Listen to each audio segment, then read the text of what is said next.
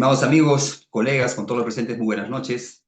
Nuevamente agradecer la confianza a esta prestigiosa institución formadora de guerreros legales como es Udiápolis, ¿no? Y cómo no, al ilustre Colegio de Abogados de Cañete. El día de hoy, estimados amigos, vamos a llevar a cabo un tema muy interesante y lo he plasmado desde tres puntos de vista. Uno, desde el ámbito de la autoridad encargada de la investigación, como es la Fiscalía y la Policía. Dos, desde el ámbito de la defensa técnica. Y tres, desde el ámbito de la sociedad, ¿no? Y hablar desde el ámbito de la sociedad, estimados amigos, no es nada más y nada menos que hablar de esta bonita obra del maestro Quirós, Historia de la corrupción en el Perú. Muy interesante. Sabe Dios qué cosas no pasa hoy, en este momento, en muchas de nuestras municipalidades, en muchos órganos jurisdiccionales. El Ministerio Público tampoco es ajeno, la policía, el sector de educación, el Congreso y entre otras entidades en general. No sabemos, estimados amigos, pero tampoco nos podemos quedar de brazos cruzados. La corrupción es lo más asqueroso que hay, es lo más reprochable que hay. Uno. Dos, es posible una denuncia al tema que vamos ahora, ¿no? Negociación incompatible. Es posible que el fiscal esté sesgado, esté ciego, poder imputar, o por lo menos, o imputar a un funcionario o servidor público este delito u otros delitos de corrupción de funcionarios con la mera inferencia, con el solo con la sola conclusión del Ministerio Público de poder decir, no, para mí sí hay interés indebido. Esto socava, supera el baremo de la infracción administrativa. ¿Es posible? Sí. ¿Qué necesitaría el fiscal para poder acreditar ese interés indebido? Esto y más, estimados amigos, y recuerden, detrás de cada recomendación al Ministerio Público, definitivamente existe una estrategia de defensa. ¿Sí? No hay hilos sin puntadas, se dice, ¿cierto? Entonces dependerá de las destrezas de ustedes, estimados amigos, para poder utilizar el conocimiento para los justos intereses de sus patrocinados. ¿Y quién es el patrocinado del Ministerio Público? Evidentemente, la sociedad. Y a los abogados, todos nuestros pedidos procesados. También recordemos que no solo los funcionarios son procesados, también los empresarios y entre otros aspectos. Mi nombre es Omar Alex Chaña Roque. Hoy estoy en la ciudad de Juliaca, laboro en la ciudad de Juliaca. Sin embargo, existe la posibilidad de ir a otros lugares. Estimados amigos, he trabajado un tiempo en la ciudad de Tacna, he pertenecido a la institución policial un aproximado de 17 años, he laborado en unidades de investigación criminal. He llevado casitos también de corrupción de funcionarios. Es triste cuando se le detiene, ¿no?, a un funcionario con las manos en la masa, ¿no? Y muchos de ellos a veces dicen, por favor, no me hagas daño. Pero tenemos audios, tenemos vigilancias debidamente autorizadas, interceptaciones telefónicas, entre otros aspectos. ¿Qué hacemos? Lo único que queda es cumplir con el trabajo, ¿no? Y esto, estimados amigos, agradece. Bueno, seguimos la dinámica de esta institución. Al final las preguntas y vamos a empezar. Empezamos. Negociación incompatible o aprovechamiento indebido del cargo. Ese es el nomen juris del 399 de nuestro Código Penal. Sin embargo, antes de entrar a tallar en este delito, antes de desenmascarar, desmembrenar este delito, unos datos estadísticos de el Observatorio CEPLAN del Estado peruano. ¿Cómo vamos en el tema de la corrupción? A ver, en el fútbol vamos un poco bajos, pero en la corrupción, ¿cómo estamos? ¿El Perú en qué puesto estará? ¿No? Recordemos, punto número uno, la percepción de la corrupción. Del 2010 al 2023 ha aumentado de una manera exponencial, estimados amigos. Antes, me parece que, bueno, al leer esta obra del maestro Quirós, uno puede llegar a entender que la corrupción siempre ha existido. Desde que el ser humano apareció en la Tierra, por no decirlo, siempre existió la corrupción, siempre existió la traición la traición a la sociedad a la cual se debe servir, a la sociedad a la cual se debe proteger. Pero antes no se percibía de esta manera como hoy por hoy la corrupción. Hoy por hoy hablamos de corrupción, de entrada lo comparamos con nuestras entidades municipales, otras entidades propio, Ministerio Público, Poder Judicial, Policía, en todo lado de la corrupción. Pero ¿de dónde nace la corrupción? La corrupción es torcer algo, ¿no? Es desviar el cauce natural de algo. Y cómo no, estimados amigos, hagamos un mea culpa, la corrupción definitivamente nace desde casa. Tocan la puerta, Juan, abre la puerta, si es el vecino tal, dile que no estoy. Desde ahí nace la corrupción. Hoy por hoy la percepción de la corrupción efectivamente ha aumentado bastante. En el ámbito subnacional, estimados amigos, vean la pantalla, por favor. Vean la pantalla. Cusco ocupa el primer lugar, le sigue Pasco, le sigue Tacna, pero no quiere decir que en los otros departamentos no haya corrupción, ¿no?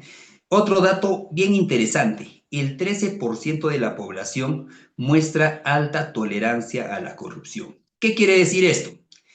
Evidentemente, ¿no? Si roba, roba pero hace obras, esa frase muy clásica, ¿no? Roba pero hace obras, esa tolerancia que se tiene a la corrupción.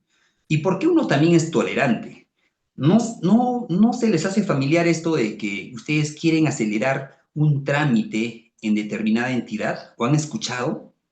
¿No? Entonces van y le dicen, pero háblale, dile, te voy a agradecer, ¿no? Esa manera tolerante de incentivar quizá la corrupción. Otro, solo el 10% del sector público han reportado solicitudes de soborno. Por lo general se da, ¿no? En grabaciones, en determinados aspectos, y cómo no, felicitar la integridad de este funcionario o servidor público. Un ejemplo clásico, conductor es intervenido por un efectivo de la Policía de Tránsito y el conductor entrega entre sus documentos un billete de determinada cantidad de dinero. ¿Qué hace el efectivo policial? Lo detiene por el delito de cohecho, corrupción de funcionarios. Miren ustedes, clásicos casos de reportes de solicitudes de soborno. Por otro lado, el 53% de los peruanos anticipa un aumento de la corrupción en los próximos 5 años. Miren ustedes la desconfianza en la administración pública y evidentemente está en crecimiento. En el ámbito sudamericano, Perú se posiciona entre los países más corruptos de Sudamérica. El mismo observatorio del Estado peruano, CEPLAN. El Perú se encuentra entre los países más corruptos, que CEPLAN, Centro Nacional de Planeamiento Estratégico, ahí en la parte inferior está el enlace para que puedan obtener mayor información al respecto. Otros países corruptos, vamos de la mano con Bolivia y Venezuela, estimados amigos. En comparación con estos países, sin entrar en calificativos, pero deja mucho que desear y deja mal parado al Perú, ¿no? Por otro lado, estas tendencias evidentemente subrayan, enaltecen, evidencian la necesidad crítica de implementar medidas anticorrupción efectivas y, cómo no, fortalecer la integridad institucional. Hablar de corrupción, esta frase, el juego de palabras que ven en pantalla, ha sido extraído de esta obra, estimados amigos, Historia de la corrupción en el Perú. La corrupción evidentemente es un fenómeno amplio que comprende actividades no solo públicas, sino privadas. La corrupción existe no solo en el ámbito público, sino en el ámbito privado, en las empresas. Por ejemplo, en las empresas para contratar compra de, con los propios estudios jurídicos hablemos, a ver, compra de papel, ¿no? ¿Por qué se escoge a una empresa y por qué no a la otra?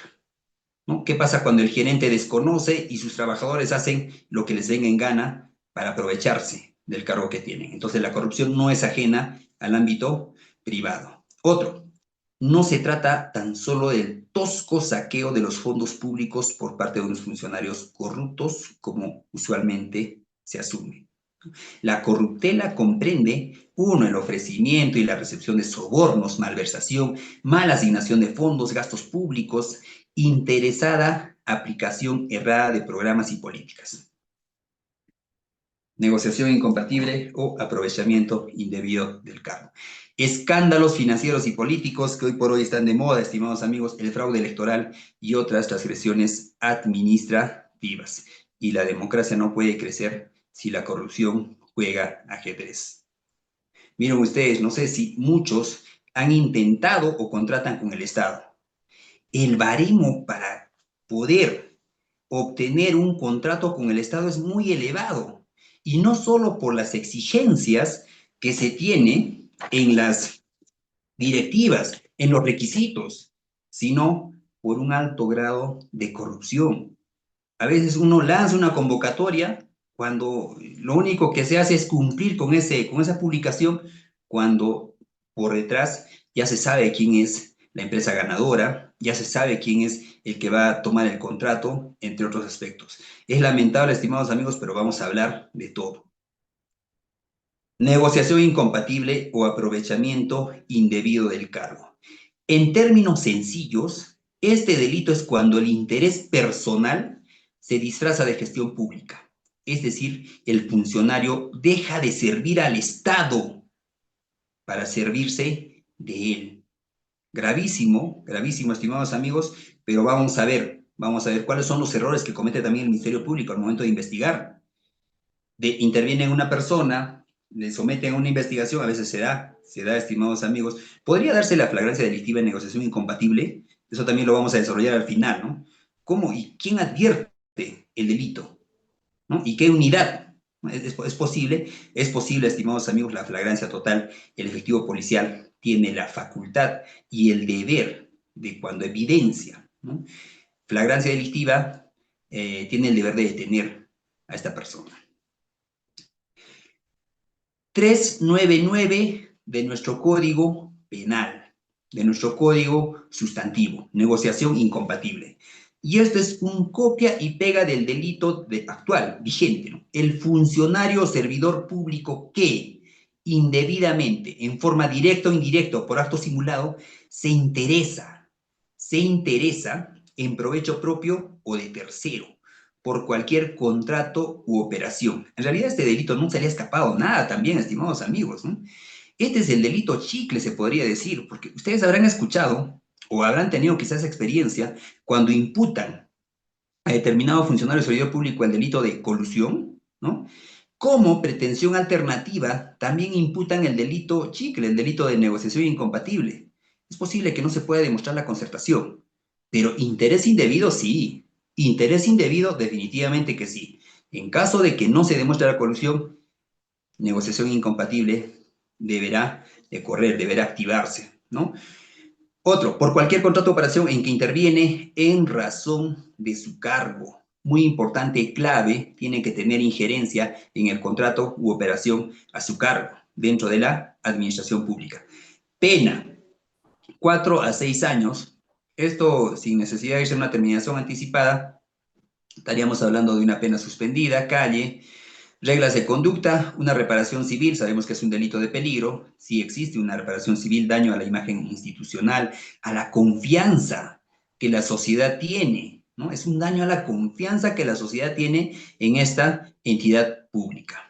Y otro, evidentemente, existe lo que es la inhabilitación, incisos 1 y 2 del artículo 36 de nuestro Código Penal, que anteriormente, bueno, no se daba muy al respecto, y con 180 a 365 días multa. Antes del 2013, esto de los días multa no estaba regulado, ¿no? Entonces, bueno, ahora el delito está completo, está armado, lo único que queda es desarrollar jurisprudencia. Desarrollar jurisprudencia. No todo está escrito. Hay muchos aspectos que falta por desarrollar y eso es lo que vamos a establecer. Clasificación penal. Mucho se dice, ¿no? ¿Qué es lo que protege el delito de negociación incompatible? ¿Cuál es el bien jurídico protegido? Existe mucha doctrina, sin embargo, siempre traigo a colación estas palabras del maestro César Eugenio San Martín Castro. ¿Qué dice el maestro César Eugenio San Martín Castro? La norma está, es lo que hay. Si a ti no te gusta la norma iniciativa legislativa a través de tu colegio de abogados y solicita que se derogue, solicita que se declare inconstitucional, entre otros aspectos. Sin embargo, hoy por hoy debemos, en pocas palabras, de bailar al ritmo de lo que está establecido por ley. ¿En dónde está establecido el delito de negociación incompatible? Título 18 de nuestro Código Penal, delitos contra la administración pública.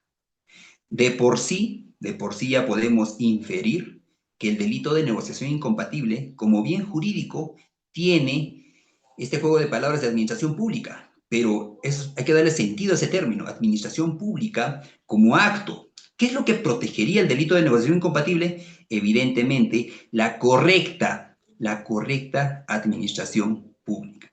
Y está en nuestro Código Penal, así se ha clasificado, ¿no? Si hablamos de delitos contra la administración pública, evidentemente estos delitos son conductas que atacan la correcta administración pública. Este título 18 tiene 4 capítulos. Delitos cometidos por particulares, capítulo 1, delitos cometidos por funcionarios públicos, delitos contra la administración pública y disposiciones comunes donde se establece quién es, por ejemplo, un funcionario y servidor público, entre otros aspectos. Si hablamos de que la negociación incompatible lo comete un funcionario o servidor público, entonces de por sí el 399 de nuestro Código Penal está en el capítulo 2. Delitos cometidos por funcionarios públicos. Y como ven en la pantalla, estimados amigos, en el capítulo 2 existen 4 secciones. Sección 1, abuso de autoridad. Sección 2, concusión, peculado en la sección 3. Y en la sección 4, corrupción de funcionarios. Hablamos de cohecho, entre otros delitos, y entre ellos, recordemos que la sección 4 tiene entre los artículos del 399 al 48, al 401, perdón, 401b. Artículo 399, negociación incompatible o aprovechamiento indebido del cargo. Y aquí empieza el primer problema. ¿Qué debe imputar el Ministerio Público al funcionario servidor público que se interese indebidamente en un contrato por razón de su cargo? ¿Negociación incompatible o aprovechamiento indebido del cargo? Y es que no tenemos, solamente se ha desarrollado negociación incompatible. ¿Y qué pasa con el otro delito, aprovechamiento indebido del cargo? Otro, los verbos rectores son los mismos para ambos tipos, porque aparentemente aquí tenemos 2 tipos penales en el 399. Y si ustedes buscan jurisprudencia del 399, solo van a encontrar de negociación incompatible. Mensaje, negociación incompatible o aprovechamiento indebido del cargo. Al aplicar los verbos rectores, estamos hablando de las mismas conductas, ¿no? Porque se habla de en provecho, en provecho. Entonces estamos hablando de lo mismo, sin embargo, cuando uno toma una casación, un recurso de nulidad o cualquier jurisprudencia, solamente dan ese juego de 2 palabras, ¿no? Negociación incompatible. Sigamos, amigos. Vamos a desenmascarar el 399 del Código Penal, no sin antes esta pequeña historia, ¿no? Las historias que voy a contar, estimados amigos, tienen mucho de real y también tienen mucho de ficción. Vamos a ponerlo en un 50-50 para no aludir a funcionarios, ¿no? El departamento que se puso en pantalla también es netamente para temas académicos. Un alcalde distrital firma un contrato millonario para asfaltar calles, con una empresa fantasma de su cuñado.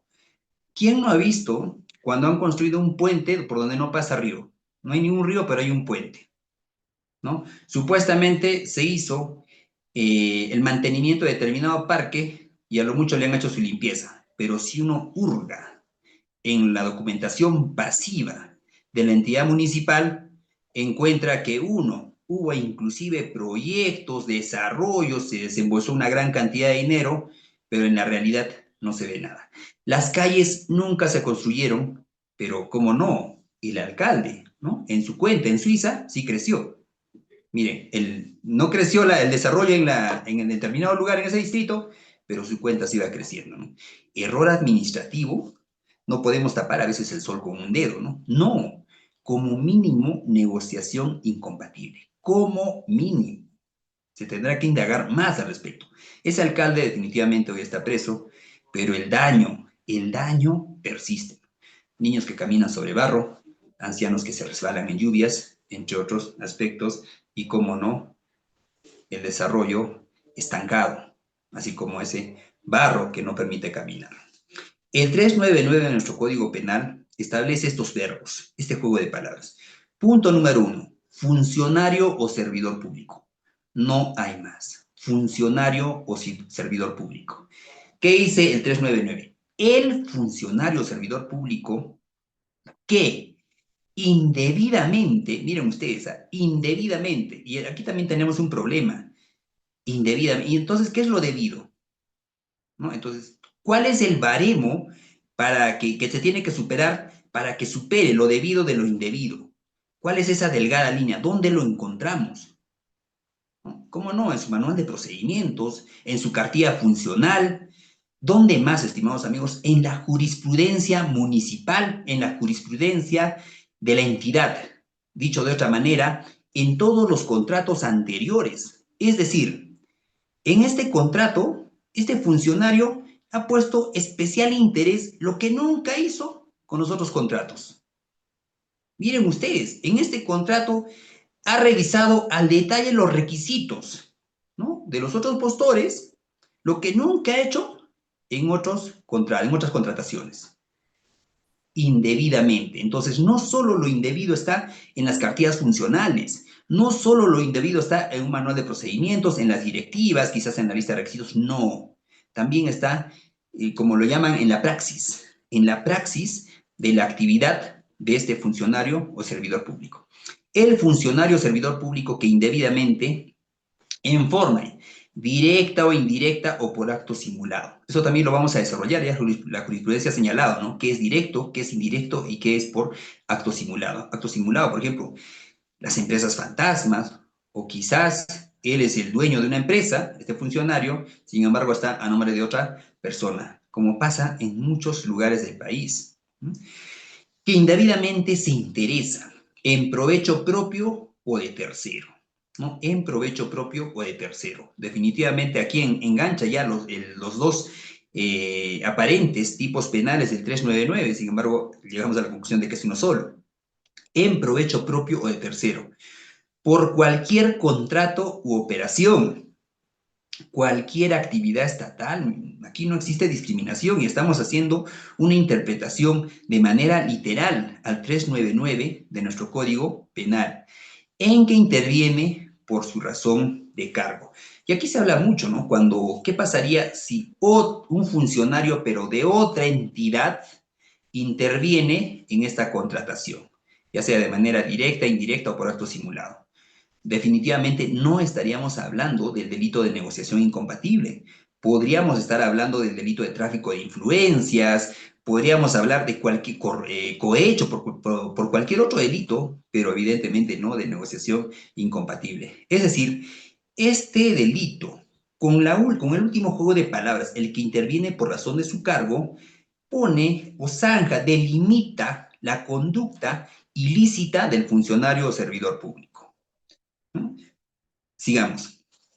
425 de nuestro Código Penal. ¿Qué es funcionario o servidor público? Mucho se ha hablado, sin embargo, en el ámbito penal, para hablar de funcionario o servidor público, hablamos evidentemente del 425. Los que están en la carrera administrativa, los que desempeñan cargos políticos, entre otros, los administradores, depositarios, miembros de las Fuerzas Armadas y Policía Nacional del Perú, Fuerzas Armadas, estamos hablando del Ejército, de la Marina, de la Fuerza Aérea, designados o elegidos o proclamados por la autoridad competente para desempeñar actividades o funciones en nombre o al servicio del Estado o sus entidades y demás indicados por la Constitución Política y la ley. Cualquier persona que tenga vínculo laboral con el Estado, evidentemente es un funcionario o servidor público. Así no tenga, por ejemplo, la diferencia entre funcionario y servidor público, ¿no?, la capacidad de decisión, ¿no? Es muy importante, pero un servidor público tiene injerencia, tiene a su cargo determinadas contrataciones con el Estado, entonces, funcionario o servidor público en general, ¿no? Sin embargo, recordemos, el 399 coloca un baremo, el que interviene por razón de su cargo. No podría denunciarse, un ejemplo, a un alcalde de otro distrito, ¿no?, que concurra a mi distrito, considerándome como ciudadano, y quiera quizás interferir ¿no? Se da, estimados amigos, se da, pero recordemos que existe un baremo en el 399. El que interviene por razón de su cargo, ese es prácticamente el límite, la frontera donde el cual se desarrolla el funcionario o servidor público, mediante el cual se, bueno, desarrolla sus actividades, evidentemente. La estructura de este tipo penal, ¿no? está desarrollada, muy aparte en la doctrina, en este recurso de nulidad muy interesante del año 2011, recurso de nulidad 2770-2011 Piura. Esta jurisprudencia, estimados amigos, da conceptos claves para entender el delito de negociación incompatible. Hablar del delito de negociación incompatible, entre otras jurisprudencias, es hablar del recurso de nulidad 2770-2011 Piura. El delito de negociación incompatible anteriormente, ¿no?, se regulaba en el 397, en nuestro Código Penal, hoy 399. Uno es una modalidad de corrupción. Recordemos dónde está ubicado. En la sección de delitos de corrupción de funcionarios y, como no, es una modalidad de corrupción, evidentemente. Por lo mismo, la conducta del agente, es decir, la conducta del funcionario o servidor público, debe poseer esa orientación. Esa orientación, entendiendo a la corrupción como desviar el normal cauce, el cauce natural de una función o de una actividad. Desde ese, o sea, lo que se tiene que entender es que la conducta de este funcionario debe salirse de sus parámetros, de su cartilla funcional, de su manual de procedimientos, existe un manual de organización en funciones o cualquier otro manual o norma interna que regule la conducta de este funcionario o servidor público, ¿no? Y no una simple irregularidad o anomalía administrativa. Clarísimo, clarísimo, estimados amigos, no una simple irregularidad o anomalía administrativa. Y ese es el baremo, ¿no? Irregularidad o anomalía administrativa, la simpleza. Sin embargo, si esta irregularidad es grave, ¿no?, estaríamos hablando de negociación incompatible. Pero ni aún así tenemos respuesta. Dependerá del Ministerio Público para imputar, ¿no?, y para poder establecer de que esta no es una irregularidad o anomalía administrativa. Podrá haber tráfico de llamadas, mensajes en las redes sociales, por ejemplo, ¿no? Se advierte que puede haber temas de compadrazgo, de amistad. En el Facebook se felicita al empresario que es su amigo, ¿no? Felicitaciones. Luego de eso llega a ser alcalde y miren ustedes. ¿Coincidencias? No, ¿verdad? Esas son, bueno, técnicas especiales también de investigación que sí. ¿Cómo se podría extraer la información de las redes sociales? También es un arte. No se trata de, yo he visto casos, por ejemplo, en Tacna, ¿no? El mismo Ministerio Público realiza un acta de patrullaje virtual, ¿no? Increíblemente, este acta de patrullaje virtual firmado, suscrito solamente por el fiscal, lo ofrece como medio de prueba en su requerimiento acusatorio para pasar a juicio. A mi consideración es gravísimo, ¿no? ¿Dónde queda la pericia informática? Si igual razón, igual derecho. En todo caso, el abogado presenta sus argumentos y ofrece su escrito como medio de prueba documental. No tiene sentido, pero bueno, así vienen trabajando otros amigos del Ministerio Público, lo considero que está errado, ¿no? ¿Cómo extraer esa información de las redes sociales? Al final también lo vamos a ver para poder acreditar ese interés indebido, ¿no? Y presenta exigencias. Este tipo penal presenta exigencias. Uno, intervención por razón de su cargo. Esa vinculación funcional señala este recurso de nulidad, ¿no? Que el funcionario o servidor público posee facultades o competencias para intervenir en contratos u operaciones. Y este es el límite, esta es la frontera. ¿Por qué? Porque a nivel nacional existen miles y miles de funcionarios y servidores públicos. Muchos se podrán interesar en determinadas contrataciones, determinadas operaciones. Un ejemplo, un servidor público que es del Cusco, pero trabaja en Arequipa, ¿no? Pero se entera que sus familiares están compitiendo, vamos a llamar así, por una contratación, por ganar la buena pro, ¿sí? Sin embargo, él va, interfiere, ¿no? Mira, yo soy, un ejemplo, gerente de tal entidad municipal e interfiere. ¿Eso será negociación incompatible? Evidentemente que no. Tiene que haber esa vinculación funcional, ¿no? Ahí podríamos estar hablando de cualquier otro cohecho, tráfico de influencias. cualquier otro delito, dependiendo de la naturaleza, pero no negociación incompatible, por razón de su cargo, ¿no?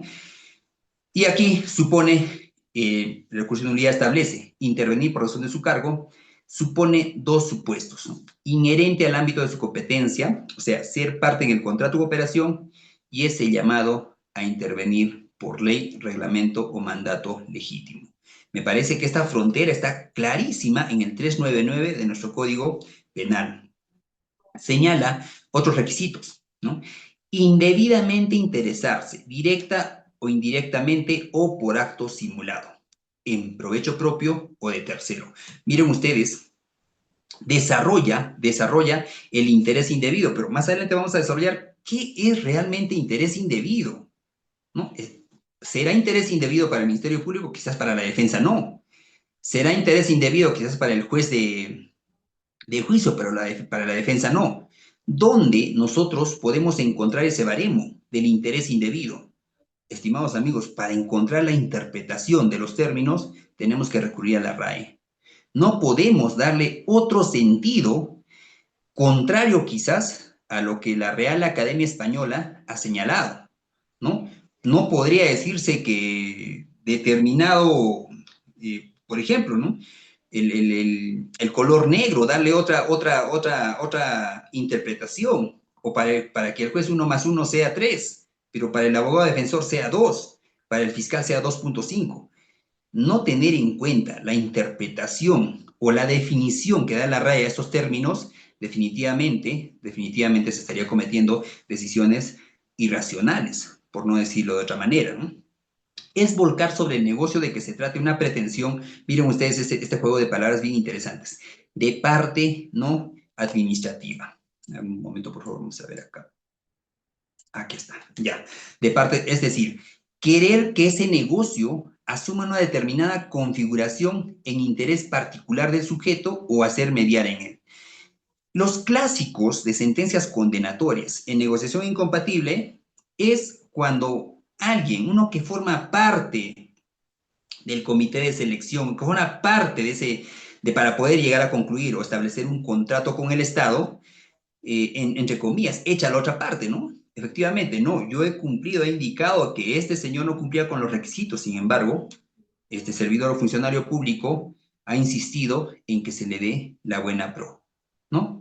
Típicos casos de colaboradores eficaces en negociación incompatible y por otros delitos más, ¿no? Ahora, propugnando intereses particulares o terceros, admitiendo tres modalidades de comisión directa. Miren ustedes, ¿no? El interés indebido por acción directa, indirecta o por acto simulado. Este recurso de nulidad desarrolla los tres. Uno, comisión directa implica que el sujeto activo personalmente pone de manifiesto sus pretensiones particulares en cualquier momento de la negociación. Son varios servidores que entran a tallar en determinada contratación pública. Puede que uno de ellos, a veces el fiscal también tiene ese tacto para poder entrevistarse con determinado servidor o funcionario público e indicarle las consecuencias, ¿no? De que si no colabora. Parece coacción, estimados amigos, pero es lo que pasa día a día, es parte de la investigación criminal, ¿no? La entrevista, que es muy diferente a la declaración o interrogatorio, ¿no? Y entonces podría dar mayor información el que forma parte de ese círculo, del comité o de los encargados de realizar una contratación u operación, ¿no? Determinada persona con el Estado. Otro, de manera indirecta, es hacerlo en el contrato, mira, u operación a través de otras personas. Esta persona es investigada, ¿no? Eso también depende del tacto del efectivo policial o el Ministerio Público para realizar la investigación de este tipo de delitos, ¿no? ¿Cómo poder convencer a esta persona para que entregue los mensajes que este funcionario le ha indicado y saber a dónde va, con quién tiene que conversar, llamadas, entre otros aspectos? Por último, o por acto simulado, es realizarlo aparentando que se trata de intereses de la administración pública cuando en realidad son de particulares o personales. Eso es una traición, ¿no? Disfrazada de buena gestión. Esas carreteras interoceánicas, ¿no? O muchos construcciones, ya sea arreglo de parques, ¿no? Construcción de un complejo deportivo, ¿no? Que es para el bien de la vecindad, ¿no? Se le da la buena prueba a determinada empresa. Sin embargo, detrás de ese proceso de contratación se establece este acto simulado, ¿no? Esos intereses ocultos, irreprochables, evidentemente, ¿no? Que realiza el funcionario o servidor público. Otro, el objeto del interés del funcionario o servidor público, otro requisito que establece el recurso de nulidad 2770-2011 Piura. El contrato u operación, dada la naturaleza de los actos que intervienen, uno, dos, el interés ilícito. Ahora, que si es interés ilícito, miren ustedes, ahí nomás ya vamos a entrar a detallar porque en las siguientes filminas vamos a desarrollar, ¿no? Si existe interés indebido, ¿cuál debía ser el interés debido? ¿Dónde está desarrollado ese interés debido? ¿Existe o debe existir una normativa interna para desarrollar el interés debido? Sí, sí existe, estimados amigos, ¿no? Hablamos del interés ilícito del funcionario servidor público, reviste de naturaleza económica, evidentemente, mientras que los contratos o operaciones en los que interviene el funcionario servidor público a nombre del Estado pueden ser de naturaleza diversa. Se habla de muchos tipos de provecho, ¿no? E inclusive, estimados amigos, existe provecho de naturaleza sexual, gravísimo. Contrataciones a los servidores públicos, gravísimo, y no denuncian, y es lo más grave aún, no denuncian porque uno necesita trabajar, uno necesita llevar dinero a su casa, ganar un sueldo, una remuneración, realizar una actividad, ¿no? Entonces, existen muchos casos donde condicionan quizás el puesto de trabajo, porque aquí hablamos no solo de una contratación, hablamos de cualquier otra operación, ¿no? Contratación a un servidor público, por ejemplo, ¿no? Entonces, el interés no solo es, o el provecho no solo es de naturaleza económica, puede ser naturaleza sexual, puede ser de otro tipo. Un ejemplo, ¿no? No sé si les ha pasado, en determinados centros educativos organizan, donde cobran, evidentemente, la mensualidad es muy elevada, organizan encuentros de padres de familia. ¿Y quiénes creen que son los padres de familia de estos señores? ¿No? Jueces, fiscales, empresarios, entre otros ciudadanos, ¿no? Entonces, uno, se podría dar el caso de que el interés sea de que a determinado centro educativo ingrese determinado menor.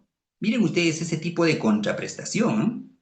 Existe, por ejemplo, ese sistema educativo del COA, ¿no? Que se ha hablado mucho, pero ¿qué hay detrás de eso?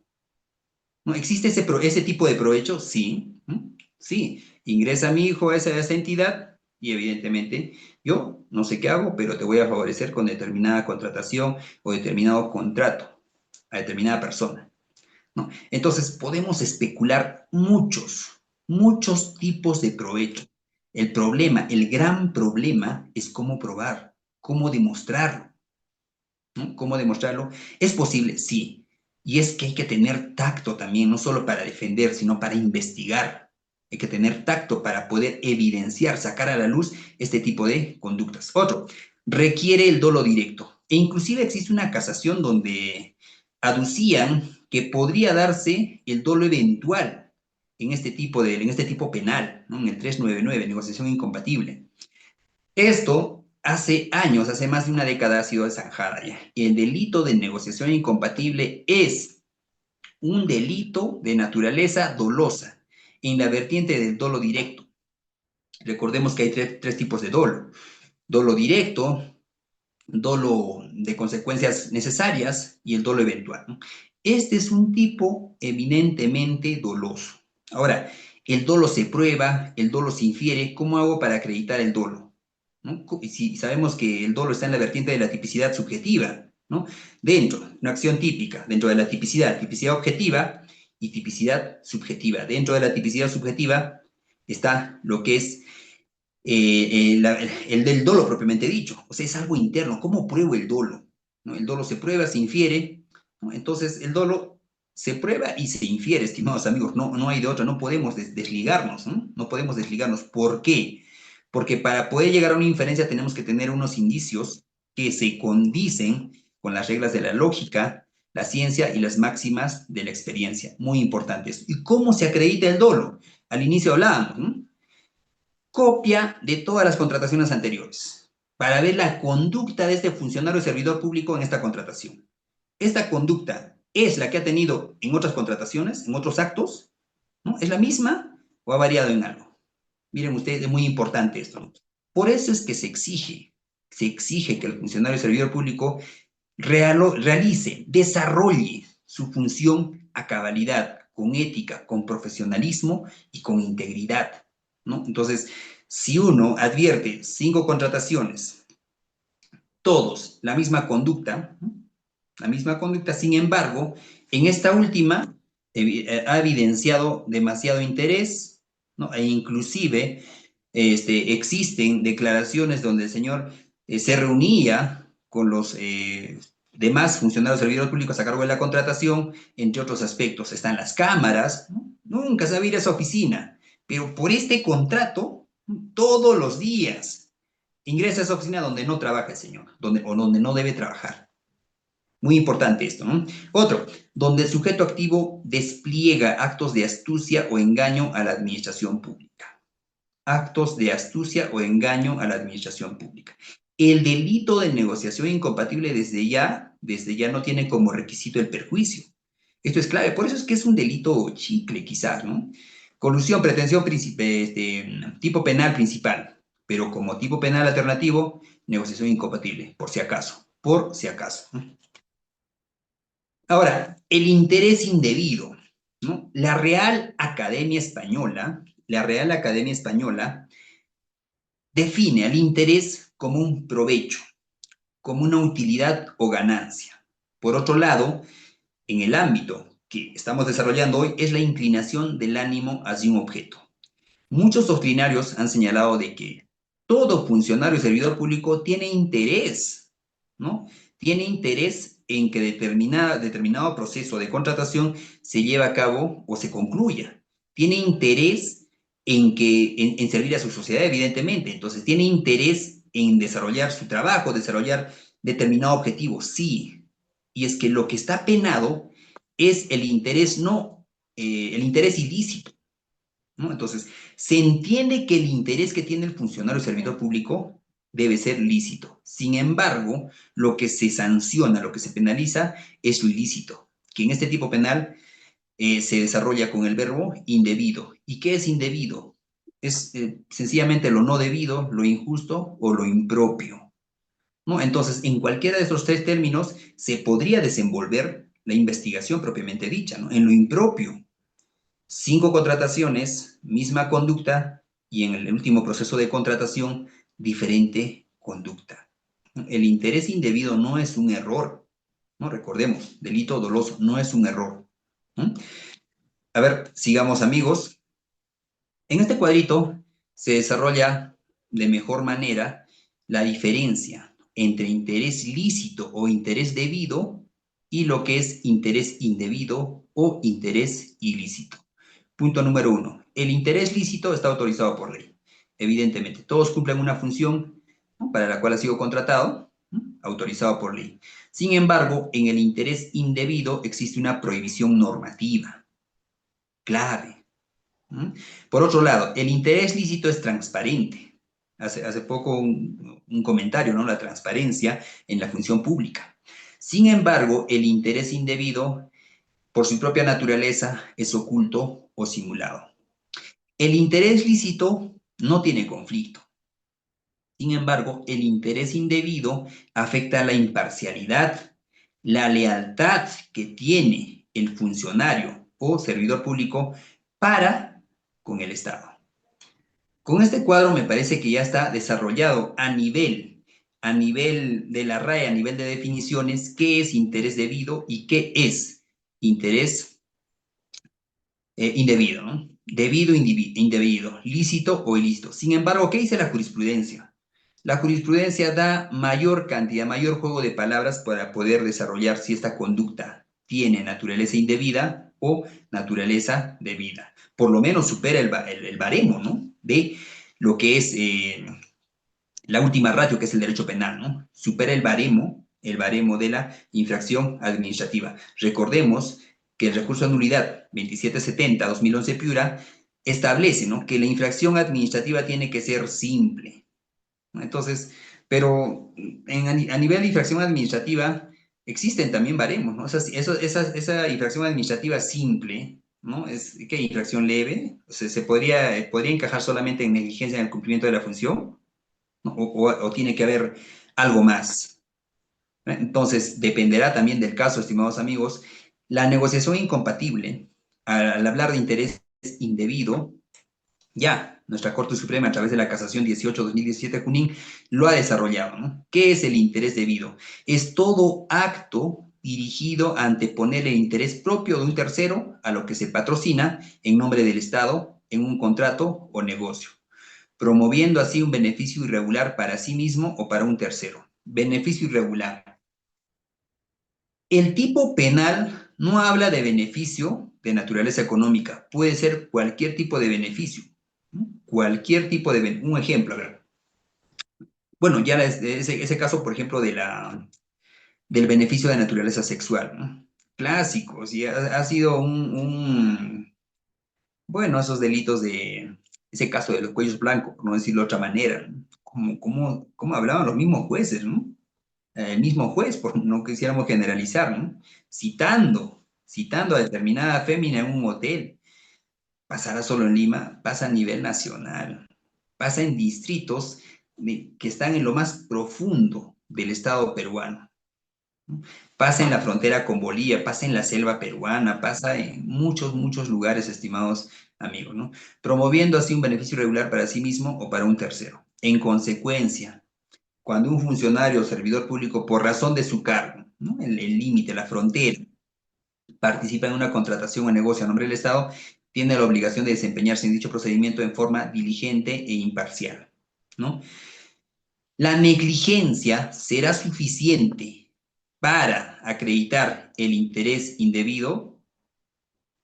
Creo que con el concepto que hemos dado, ¿no?, el tipo penal, negociación incompatible, ¿es doloso o culposo? Es doloso. La negligencia, evidentemente, no encaja en lo que es negociación incompatible, porque al hablar de negligencia estamos hablando de una conducta culposa, ¿no?, e imparcial. Sin embargo, la imparcialidad, sí, la lealtad que se debe tener en verificar un tipo de contratación, por ejemplo, los requisitos que debería cumplir, ¿no?, los empresarios postores, llamámoslo así.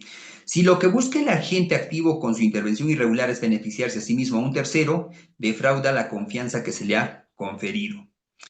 ¿Cómo acreditar el beneficio?, ¿no? Eso, al final he desarrollado 4 recomendaciones para acreditar el tipo penal de negociación incompatible, ¿no? Tal actitud y conducta merece ser sancionada penalmente al incurrir en delito de negociación incompatible. Defraudar la confianza que se le ha conferido. Ese deber de lealtad que se tiene para con el Estado, para con su trabajo y para con la sociedad. Entonces, si ustedes ven, todo esto se resume a este cuadro anterior. Todo esta casación se resume a este cuadro, ¿no? Afecta a la imparcialidad, está prohibido normativamente, es oculto o simulado. ¿Quién o qué funcionario o servidor público se va a atrever a publicar en sus redes sociales, ¿no?, que determinada empresa debe ganar la buena pro? Rarísimo, ¿no? Por otro lado, ¿no?, el término interesarse, el que se interesa, ¿no? Interés indebido. ¿Pero qué es interesarse? Casación 1584-2021, Callao. En el delito de negociación incompatible, el verbo rector es interesarse, ¿no? Es poner especial atención en el contrato. Y aquí va la regla para poder acreditar ese interés, ¿no? Copia de las demás expedientes de contratación. Hay que evaluar la conducta anterior, circunstancias anteriores, clave, ¿no? Recordemos que la acusación debe tener 3 partes muy importantes para una imputación clara, precisa, concreta, que es un derecho constitucional, es un derecho humano, ¿no?, a saber qué me están investigando. Circunstancias antecedentes, concomitantes y posteriores. Interesarse es poner especial atención en el contrato u operación con la finalidad de obtener un provecho propio o ajeno. Ahora, obtener un provecho propio o ajeno.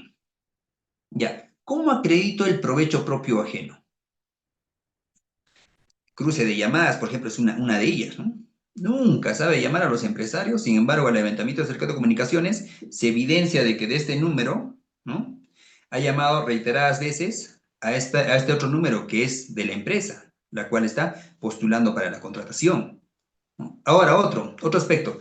Miren ustedes, es posible, esto de tener varios celulares, estimados amigos, ya pasó a la historia, ¿no? Ya pasó a la historia, ¿no? La delincuencia ha evolucionado, ¿no? Eso de voy a mi trabajo y tengo tres celulares, uno para mi familia, otro para mi trabajo y otro para los empresarios, eso, estimados amigos, estimado señor funcionario y servidor público, ha quedado en la historia. ¿Por qué? Porque hoy por hoy se puede realizar el levantamiento del secreto de comunicaciones por celdas. Ya no es necesario identificar el número de celular en especial, el equipo telefónico. No, se puede obtener o se puede hacer el mapeo del lugar, ¿no? Un ejemplo, es la toma de muestra de la llamada a determinado lugar y se puede realizar el levantamiento del secreto de comunicaciones de este espacio, de esta celda en realidad, ¿no? De este espacio físico, geográfico, ¿no? Y poder llegar y poder saber qué números o qué teléfonos tienen actividad telefónica, cruce de llamadas, ¿no? Entonces es muy importante esto, ¿no? No es, si uno no quiere ingresar, si uno anda por la calle o ya sabe que le van a intervenir, está con su celular del trabajo netamente, lo que se tiene que hacer es, evidentemente, el cerco de comunicaciones, toma de muestra del lugar, ¿no? ¿Para qué? Para poder saber a qué celda le pertenece y efectuar el levantamiento del secreto de comunicaciones de esa celda, para saber qué números, ¿no? De teléfono han tenido actividad telefónica en determinado lugar, en determinado espacio físico. Muy importante que tener en cuenta esto, ¿no? El tipo penal de negociación incompatible consistiría en el mandato al funcionario o servidor público que está a cargo de un contrato u operación. Está a cargo nuevamente, ¿no? El baremo. No podría, ¿no? Procesarse o quizás denunciar a un funcionario de otra entidad que nada tiene que ver en esta contratación, ¿no? Por el delito de negociación incompatible. Dice, para que actúe con objetividad y sin sesgo o interés subalterno. El sesgo. Miren ustedes, esta casación habla del sesgo, pero definitivamente no desarrolla el sesgo. ¿Qué es el sesgo? ¿No? El sesgo es aquel, como muchos doctrinarios lo llaman, prejuicio que se tiene en determinada o para llegar a determinada conclusión. Un ejemplo, un tipo de sesgo. Miren un tipo de sesgo. Esa clásica sentencia de la prenda íntima roja, ¿no? Como tenía prenda íntima roja, se infiere de que tenía la intención o estaba predispuesta a tener intimidad.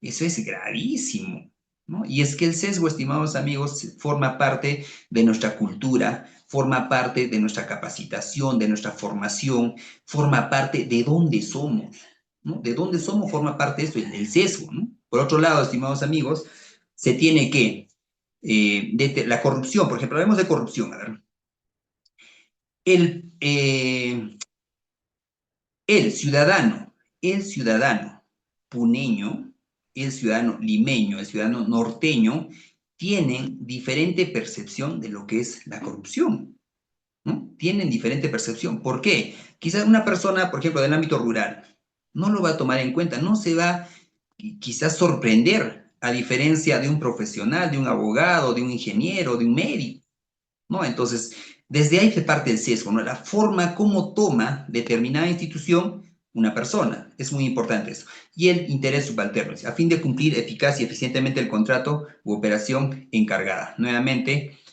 diligencia, imparcialidad, lealtad, correcta administración pública, ¿no? De por sí ya sabemos ya que el tipo penal, negociación incompatible, al hablar de tipo penal, negociación incompatible, hablamos de correcta administración pública y, cómo no, ese principio de lealtad. Muy importante, estimados amigos. Ahora, complicidad en el delito de negociación incompatible. es posible que se establezca complicidad. Miren ustedes, un caso que tuve aquí en Puno, evidentemente, cuando tomo el caso, yo tenía el temor, uno, de, uy, se viene la noche. Miren, estimados amigos, y esto es muy importante, ¿no? Analizar el caso en sí y otro, establecer qué es lo que, hablo desde el punto de vista de la defensa técnica, establecer qué es lo que debe hacer el Ministerio Público. Todo, y establezcan esa regla, ¿no? Pericia antropológica cultural forense, pericia semiótica textual, informática forense, ABC, establezcan una lista, ¿no? Y comparen con la disposición de formalización, por ejemplo, o diligencias preliminares, formalización, impulso procesal, todas las diligencias comparen. Si para acreditar este delito el Ministerio Público está llevando a cabo todas estas diligencias. Ese es punto número uno. ¿Por qué? Porque ya vas a saber qué es lo que se te puede venir. No confiar, porque si fuera fiscal, los casos donde tuviera, ¿no? Y tuviera certeza de que determinada pericia me va a arrojar determinado resultado, lo voy a realizar al final. Son estrategias. No sé si les ha pasado en juicios donde hay una lista de testigos y es el fiscal quien define el orden de sus testigos. Es una estrategia, ¿no? Entonces yo ya debo saber ya qué pericias va a desarrollar el Ministerio Público para de cierta manera, ¿no? Querer acreditar determinada conducta imputada. Punto número uno. Punto número dos. Si se habla de complicidad en negociación incompatible, me parece que más nos estaríamos yendo ya a lo que es la colusión, un tipo de concertación. No, sin embargo, en esta casación establece que sí, y miren ustedes en qué forma lo desarrolla, ¿ya? Dice, el delito de negociación incompatible es un delito de preparación, ¿sí? Cuyo ámbito de aplicación son las operaciones o contratos del Estado. Clarísimo. En tanto cuanto revelen un aprovechamiento del cargo del funcionario concernido para privilegiar intereses particulares. Un deber del funcionario o servidor público debidamente alterado, vulnerado, entre otros, frente a los intereses de la administración pública. Habla sobre elementos de tendencia interna subjetiva o trascendente. Evidentemente, al hablar del interés indebido, hablamos de tendencia interna trascendente. De cierto que ello revele un direccionamiento en las decisiones realizadas. Este delito, miren ustedes, es un delito de peligro abstracto al no existir daño o menoscabo patrimonial. Bueno, evidentemente, desde que existen otros comportamientos delictivos, muy importante, desde que existen otros comportamientos delictivos que incorporan la tutela de la incolumnidad del patrimonio público. Es un delito unilateral, no de participación necesaria y de encuentro como es el de colusión. Sin embargo, esta parte, el punto número 2, por la naturaleza del delito de negociación incompatible, de preparación del delito de colusión, es que es pertinente afirmar la posibilidad de aceptar la participación a título de cómplice de terceros. O sea, existe una posibilidad, estimados amigos, de incorporar a un tercero en el proceso penal. Sin embargo, como fiscal, ¿me voy a arriesgar o voy a imputar de frente colusión? ¿No? Entonces, me parece que ya las reglas están claras, ¿no? Cuando se identifica al tercero, se identifica este tipo de concertación, estamos hablando de colusión, ¿no? Existe una delgada línea, si ustedes se percatan en esto, ¿no? Ambos delitos, colusión y negociación incompatible, están en función a la adecuada gestión de los intereses patrimoniales que recae sobre los funcionarios públicos, pero la forma de afectación es lo relevante, ¿no? Entonces, ¿es posible la complicidad? Es posible, ¿no? Pero ¿será? Yo, negociación incompatible con cómplice, bueno, a la fecha, bueno, voy a ser sincero, yo no he tenido casos así, ¿no? Más es de colusión, estimados amigos, ¿no? Ahora, ventajas de saber investigación criminal, que al final lo vamos a desarrollar, pero es muy importante que tengan en cuenta esto. ¿Cómo podría el Ministerio Público acreditar, por lo menos en grado de, ¿no?, de mínima probanza, que el tercero tenía conocimiento del interés indebido de este funcionario servidor público? Creo que las reglas están claras y hoy por hoy, cuando la tecnología ha avanzado de manera abismal, ¿no?, se tiene que trabajar con tecnología. Y cómo no, levantamiento del secreto de comunicaciones, no solo eso de levantamiento del secreto de comunicaciones, estimados amigos, de teléfono, ¿no? Llamó, no llamó, tiempo, interceptaciones, no, de cierta manera están quedando desfasadas. Hoy por hoy evitan, ¿no?, los funcionarios de servidores públicos evitan comunicarse por llamada directa. Y voy a ser sincero, yo tampoco me comunico por llamada directa, ¿no? Todas mis comunicaciones son por WhatsApp. ¿Por qué? ¿Por qué? O sea, el hecho de que me comunique por llamada a través de las redes sociales, WhatsApp, Telegram o cualquier otro aplicativo, eh, se, este, eh, ¿quiere decir que estoy cometiendo algo irregular o ilícito? No, no, estimados amigos. Ustedes busquen en Internet, ¿no? Así, por fuente abierta, máquinas de interceptación telefónica. Máquinas de interceptación telefónica. Existen, estimados amigos, en el mercado negro aparatos electrónicos para interceptar las llamadas telefónicas de manera ilícita. Entonces, si yo voy a comunicarme, ¿no?, con mis clientes por llamada directa, los voy a exponer, ¿no?, a que la información que me brinden por ese tipo de llamadas en línea directa, voy a exponer a que otras personas inescrupulosos, lo vamos a llamar así, o delincuentes, adquieran o tengan información sensible, delicada. Por eso es que se sugieren las llamadas a través del aplicativo WhatsApp, Telegram, que son prácticamente magnates de las comunicaciones, que tienen como una regla principal: uno, desconocer qué tipo de información se trafica a través de esas redes. Es muy importante esto, ¿no? Entonces, punto número uno. Punto número dos, ¿cómo no? Ya eso del levantamiento de secreto de comunicaciones, de llamadas, de cierta manera está quedando un poco en el pasado.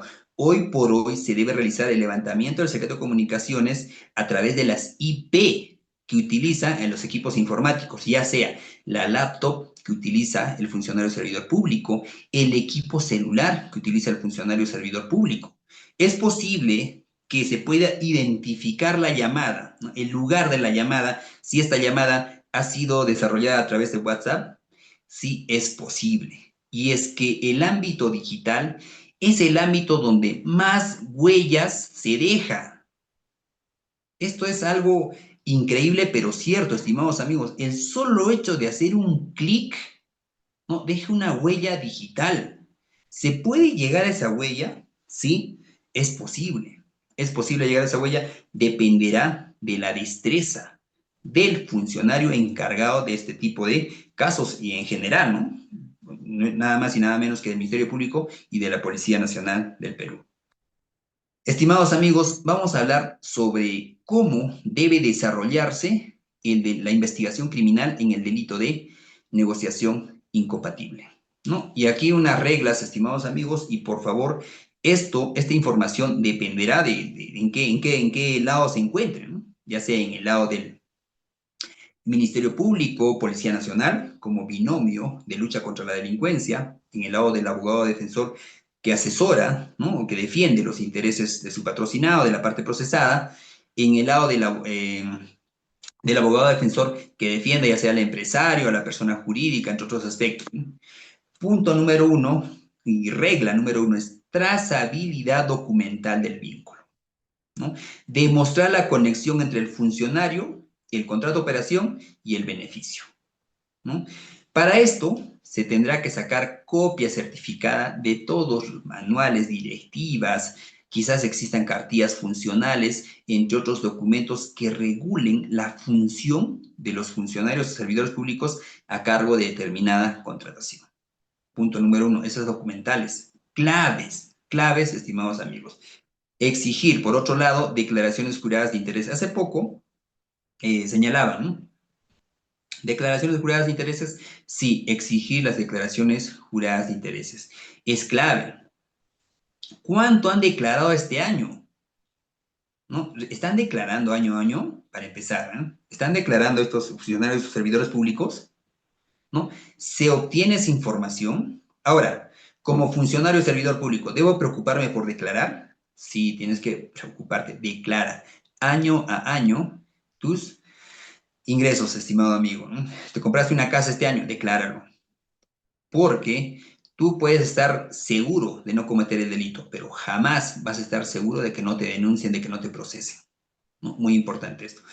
Contrastar firmas en contratos con registros notariales. Contrastar firmas en contratos con registros notariales. Muy importante esto, estimados amigos, información de las notarías, no solo, por ejemplo, en temas de lavado de activos, solicitan información de las notarías mínimo, del lugar de nacimiento, donde ha circulado el señor, del lugar donde se ha cometido el ilícito penal, entre otros aspectos. Analizar modificaciones a pliegos, bases que favorezcan al interesado. Este es un cliché, ¿eh? Eso de las modificaciones a las bases, ¿no? ¿Por qué? Si se ha publicado determinada base, posterior a ello se ha modificado. ¿Cuál ha sido la causa? ¿No? ¿Existe una causa razonable? ¿Existe una causa, llamémoslo así, conocido comúnmente como causa de justificación? Una causa que permita inferir de manera razonable de que no existe interés indebido. Esto es muy importante.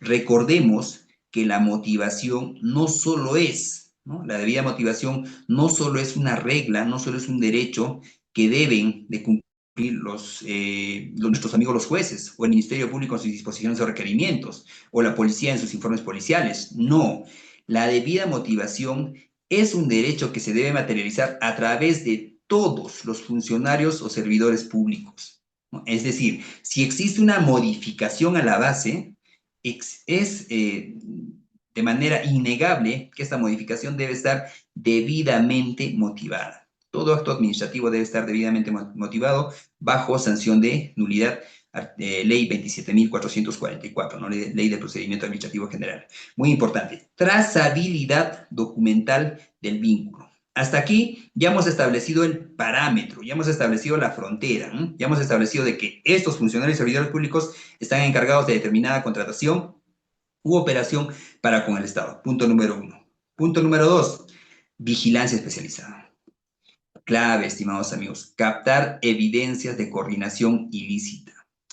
Hoy por hoy es innegable que en muchos lugares, barrios, parques, existen cámaras de videovigilancia. Uno, dos, puede desarrollarse acciones de óbice, ¿no? De vigilancia y seguimiento. Es muy importante. Puede darse el caso de intervención telefónica autorizada para grabar llamadas donde se negocie beneficios. Sí, es posible. Ahora, retomemos al consejo anterior. Llamadas de manera directa o a través del sistema de Internet.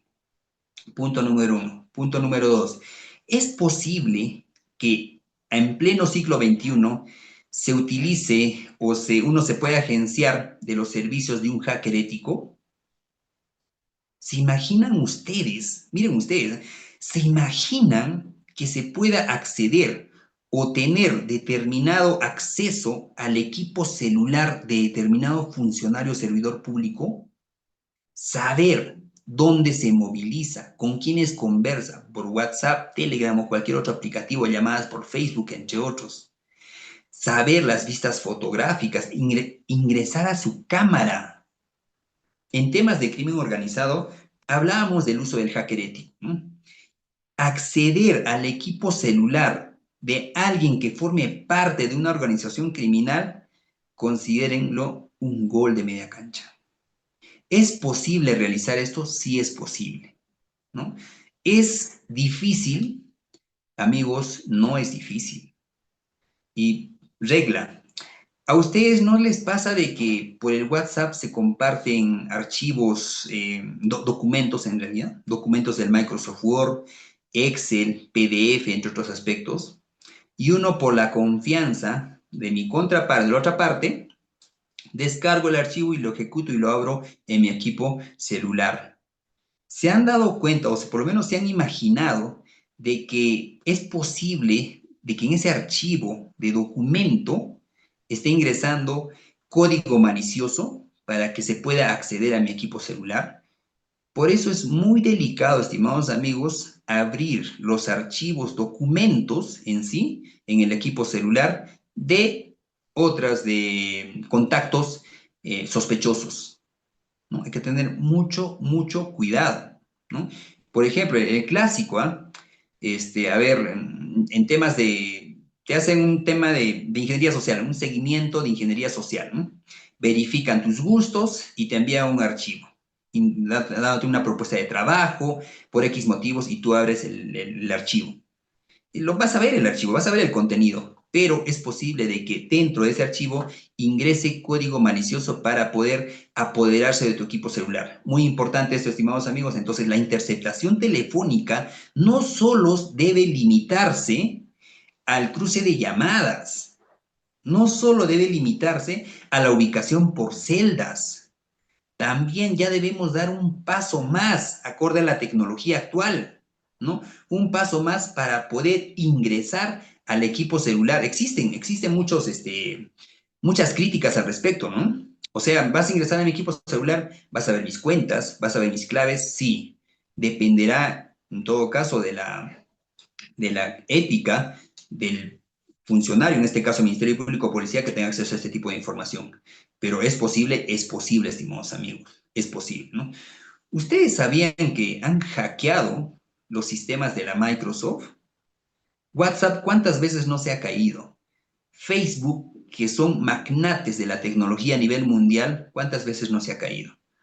Interbank, hace poco salió con esa noticia de que se había filtrado información, ¿no? Grandes bancos a nivel mundial con seguridad informática sofisticada han sido vulnerados. Imagínense ustedes, pues, el equipo celular puede, de determinado alcalde, de determinado, bueno, llamémoslo así, ¿no? Nuestros legisladores, entre otros aspectos. Es posible, estimados amigos, es hora de que demos ese paso para poder, para poder luchar en realidad, ¿no? Contra este tipo de delincuencia, ¿no? Otro, seguimiento físico con fotografías, secuencias de encuentros con contratistas. Aquí, seguimiento físico. ¿Es posible realizar el seguimiento? Sí. ¿Debe estar autorizado? Sí, debe estar autorizado. Pero ¿cuál es el problema? ¿Cuál es la falencia? Y esta información, utilícenla de acuerdo al campo en el que estén. Por ejemplo, acta de vigilancia y seguimiento. Un clásico, acta de vigilancia y seguimiento. Al acta de vigilancia y seguimiento se añade como captura, ¿no?, la fotografía donde se ve al funcionario con el empresario en determinado restaurante. Y es más, en horario laboral. ¿Ya? Y el acta se ofrece como elemento de convicción, puede ser para una prisión preventiva, y como medio de prueba para mi requerimiento acusatorio, para pasar a juicio. ¿Cuál es el error que se comete? El error es insertar esa fotografía y realizar la impresión en el acta. Gravísimo, gravísimo error. ¿Por qué? Porque si hablamos de una vista fotográfica, estamos hablando de evidencia digital. Y si voy a tener una evidencia digital en determinado acta, ¿a quién le consta la fecha y hora cierta de esa fotografía? A nadie. ¿A quién le consta que la gente de inteligencia lo ha tomado con su equipo fotográfico? A nadie. Toda evidencia digital tiene que tener un sistema de cadena de custodia digital. No basta la mera impresión. Ahora, hace poco se habló de esas conversaciones por WhatsApp, que también les va a pasar en este tipo de delitos, ¿no? Existe aquí una captura de pantalla de una conversación de determinado funcionario de servidor público en general, que tenga que ver con un contrato de operación, y el beneficiado. Ahí aquí está la conversación, señor juez, impresa, ¿no? ¿Quién lo ha entregado? El colaborador eficaz. Existe un acta de recepción. ¿Y a quién le consta que esa conversación se ha dado? Si ustedes ingresan, ahora ingresen a un buscador y coloquen simular conversaciones, WhatsApp, Telegram, Facebook, Instagram, TikTok o cualquier otra red social. Existen muchas páginas que permiten emular, ¿no?, este tipo de conversaciones. Coloca el número de contacto, nombre de contacto, fotografía de la otra parte igual e inician la conversación. Y conversación A, B, C, D, y ya está la conversación, ¿no? Impriman esa conversación y va a ser como una captura de pantalla. ¿Y a quién le consta que esa conversación se dio en la realidad? A nadie. Existen muchos colaboradores que han entregado información así de captura de pantalla, ¿no? Aquí está la conversación que yo tuve con el señor donde me está obligando que apruebe determinado contrato, ¿no?, ya sea una contratación pública, digamos una contratación a un servidor, ¿no?, contratación caso, cualquier otro tipo de contrato u operación, ¿no? Entonces, eso hoy por hoy, estimados amigos, no es un sinsentido. Es un sinsentido dar valor a una captura, a una supuesta captura de pantalla. Y les va a pasar en otros casos donde realicen el de tu patrocinado, van a tomar el equipo celular y van a observar determinadas conversaciones, quizás una visualización de la ubicación del historial del Google Maps, ¿no? La ubicación, ¿no? Captura de pantalla y lo van a imprimir en el acta de visualización. Gravísimo error. A nadie le consta que esa captura de pantalla es ese equipo celular. Se debió realizar una pericia informática forense y 2 líneas más adelante vamos a hablar del Cellebrite. Toda evidencia digital debe ser sometida a pericia informática forense para garantizar, punto número 1, fecha y hora cierta, ¿no? Retomemos al tema de la vigilancia y seguimiento de los funcionarios o servidores públicos. ¿Cuál es el fundamento jurídico, ¿no?, para cuestionar?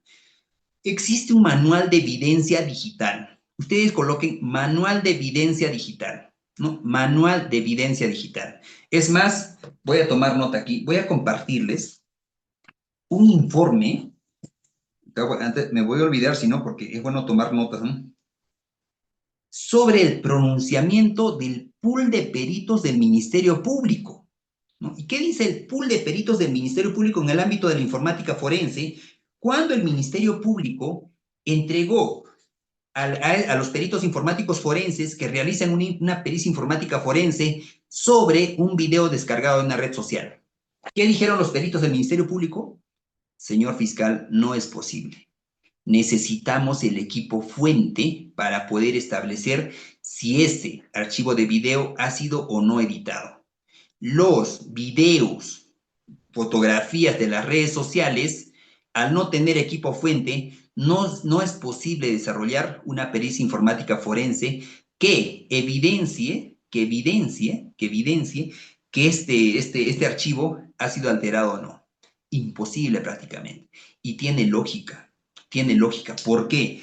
¿A quién le consta, ¿no?, que ese archivo de video, esa fotografía es de esta fecha y hora cierta? A nadie. Y ese es el error clásico que cometen los agentes de inteligencia. Ese es el error clásico que comete el Ministerio Público y que debe modificar, que debe variar, que debe mejorar, ¿no? Y es más, nuevamente la regla, toda evidencia digital debe tener una pericia informática forense. Eso de los colaboradores con las capturas de pantalla, eso quedó en el pasado. ¿Y cómo ustedes se van a defender? Y en lo que apliquen la estrategia que yo vengo aplicando. Ofrezco como medio probatorio y para fines de simulación, así siempre clarísimo, para fines de simulación, una conversación entre el juez y el fiscal, ¿no? Averiguo sus números de contacto, lo coloco su fotografía y una conversación por WhatsApp. Una conversación clásica con el fondo de pantalla de WhatsApp, ¿no? Donde el fiscal le pide al juez: ¿sabes qué? Hazme el favor, declara fundada esta prisión. ¿Sabes qué? Hazme el favor, declara, emite el auto de enjuiciamiento en determinado caso. Y unas conversaciones, e inclusive de ofrecimiento de dinero, ¿no? Y lo ofrezco, ¿no? Señor juez, igual razón, igual derecho, ¿no? Que esto pase al juicio para evidenciar que a nadie le consta que esa captura de pantalla impresa en papel tiene fiabilidad o es fiable, ¿no? Muy importante, estimados amigos. Sigamos, por favor. Pericia en comunicaciones y tecnología. Recuperar datos digitales comprometedores. Y aquí vamos a hablar del aplicativo de este equipo llamado Cellebrite. 1. Extraer metadatos de correos, oficios que revelen autoría real. Una comunicación. No obviemos el análisis de los correos. No estamos en los 90, donde cuando recién aparecían las computadoras, ¿no? No, hoy por hoy estamos en una situación donde toda la información es digital. Toda la información es digital. ¿Ustedes se han preguntado por qué inteligencia artificial es gratis? Todo lo gratis sale caro. Lo que hace estos aplicativos es acopiar la mayor cantidad de información posible, y créanme que esa información de cada uno de nosotros lo están vendiendo. Y cuesta, ¿no? Y cuesta. Para temas de publicidad, para otras empresas, hasta para temas de espionaje, se podría decir, ¿no? Vamos a especular un poco, ¿ya? Extraer metadatos de los correos. No discriminemos este tipo de información. En primer lugar, ingresemos, si es posible, ¿no?, con la autorización, evidentemente, el funcionario ingresar al correo. ¿Autoriza o no autoriza? ¿Se puede realizar el levantamiento del secreto de comunicaciones de los correos? Sí, es posible. Es posible, ¿no?, ingresar al correo de determinado funcionario o servidor público. Se tiene que solicitar esto al juez de investigación preparatoria para que lo autorice. ¿Y ante quién se cursa? Evidentemente ante estas empresas. ¿no? Otro, analizar dispositivos incautados con software como Celebre. Y aquí otro error gravísimo que viene cometiendo el Ministerio Público, ¿no? Sobre la lectura de los equipos celulares. Miren ustedes, aquí vamos a simular que aquí tengo un equipo. Y ustedes, estimados amigos, después de esto no van a permitir que toquen e instalen un aplicativo en el equipo celular de sus patrocinados. Por una sencilla razón, que los aplicativos que se instalan en el equipo celular, punto número 1, alteran la información del equipo celular. Y esto es gravísimo. Punto número 2, si instalan un aplicativo en el equipo celular de su patrocinado o en tu equipo celular, y ese aplicativo es de dudosa procedencia, es más, no está autorizado para el uso estatal, ni de la policía, ni del Ministerio Público, lo que van a hacer es colocar o elevar el nivel de riesgo para que el creador de este aplicativo absorba, extraiga, drene toda la información de tu equipo celular. Y recordemos, estimados amigos, si hablamos de un equipo celular, estamos hablando prácticamente de la hoja de vida de toda nuestra historia, porque en este equipo celular están nuestras claves, están nuestras fotografías, información de nuestra familia. Imagínense ustedes si esa información cae en manos de extorsionadores, cae en manos de personas inescrupulosas, delincuentes informáticos, entre otros. Te van a colocar en serio riesgo, no solo para ti, sino para tu familia. Ahora, ¿cuál es el error?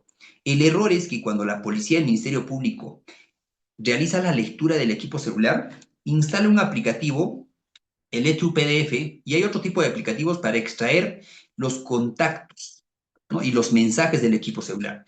Y es cierto, facilita la lectura, ¿no?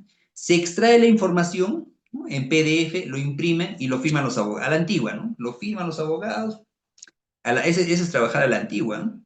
Firma, aquí está el actita, y ese archivo en PDF, ¿por qué no se le genera una cadena de custodia digital, el llamado código hash? Gravísimo. Entonces, ¿cuál es lo correcto?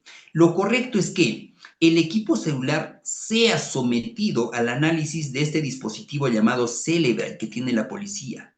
Y este dispositivo llamado Cellebrite, ¿no? Que es un dispositivo que se conecta al equipo celular, es uno, autorizado por el Estado.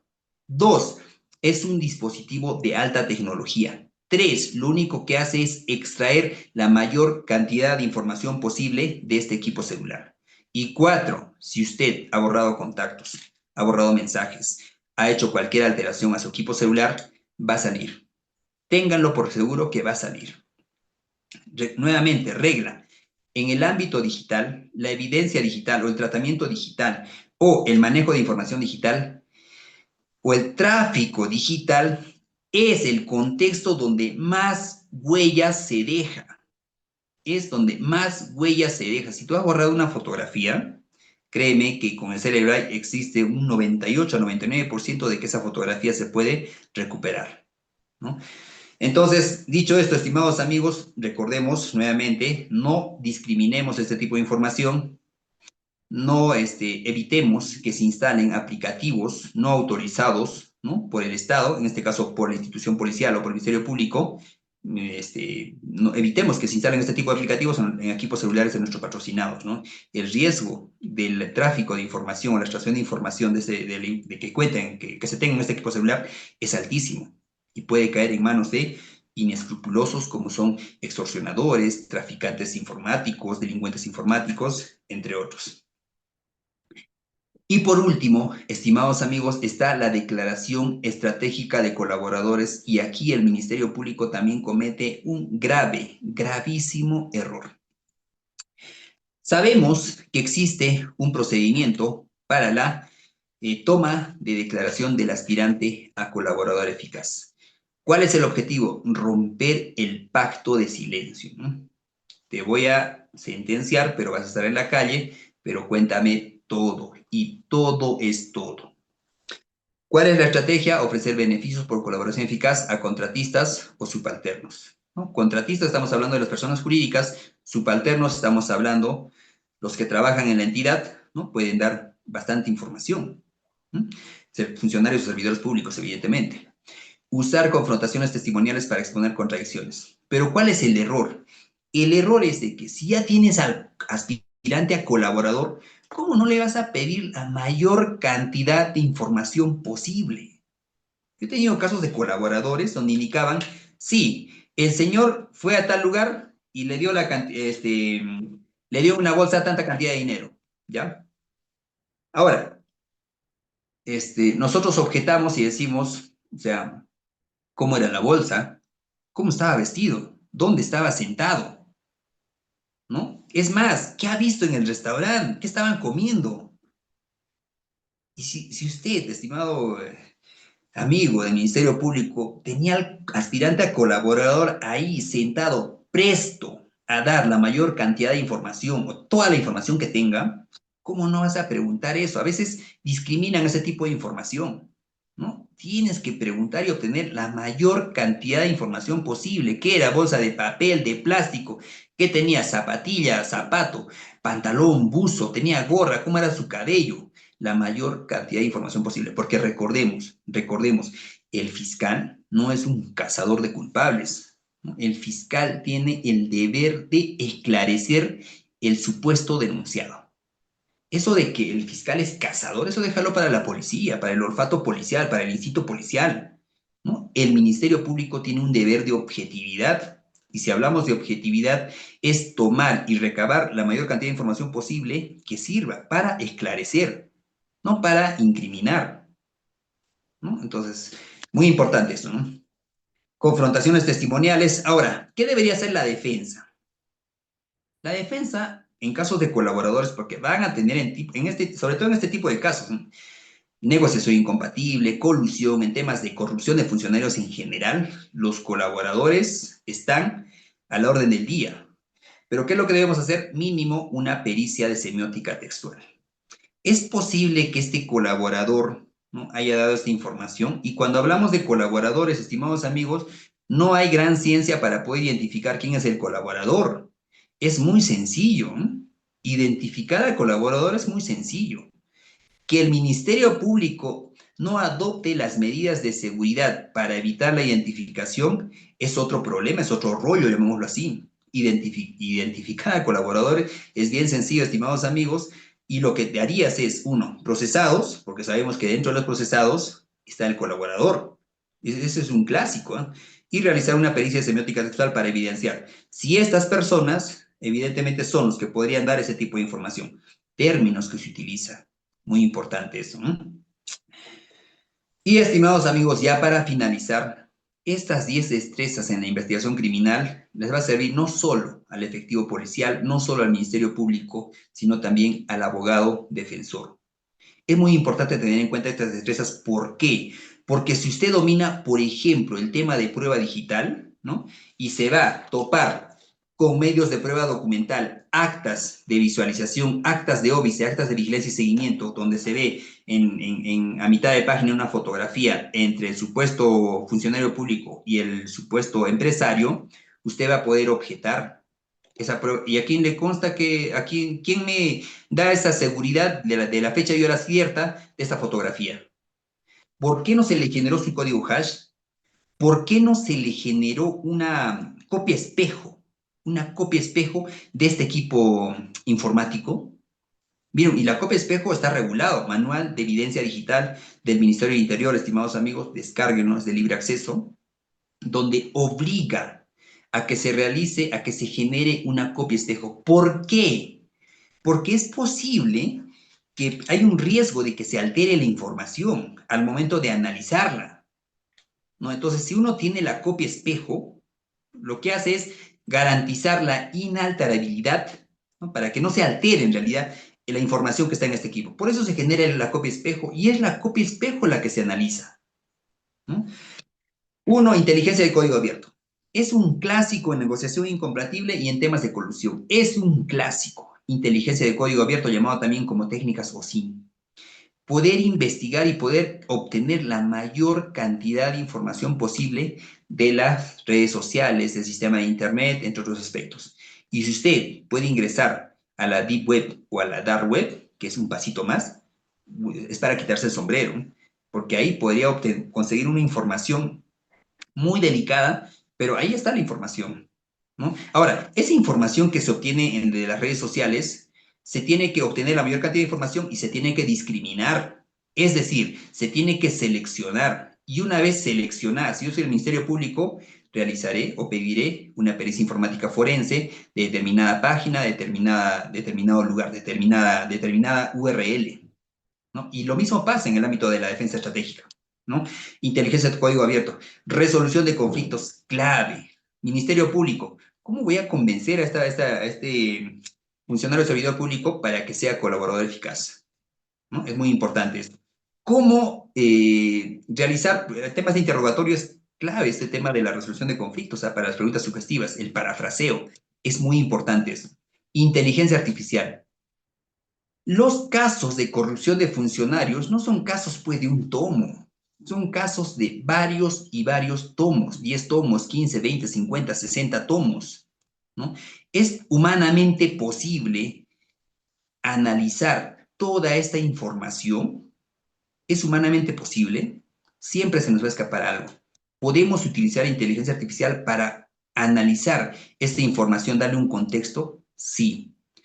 DeepSeek, Cloud, Copilot, ChatGPT, existen muchas inteligencias artificiales para poder analizar ingente cantidad de información. Clave, hoy por hoy, no saber inteligencia artificial es prácticamente ser un analfabeto, estimados amigos, es muy importante eso, ¿no? 4, ciencias forenses. ¿Cómo voy a objetar, ¿no?, una pericia antropológica cultural forense si no conozco por lo menos el ABC de la antropología forense? Es muy importante, ciencias forenses, ¿no? Otro, se dice que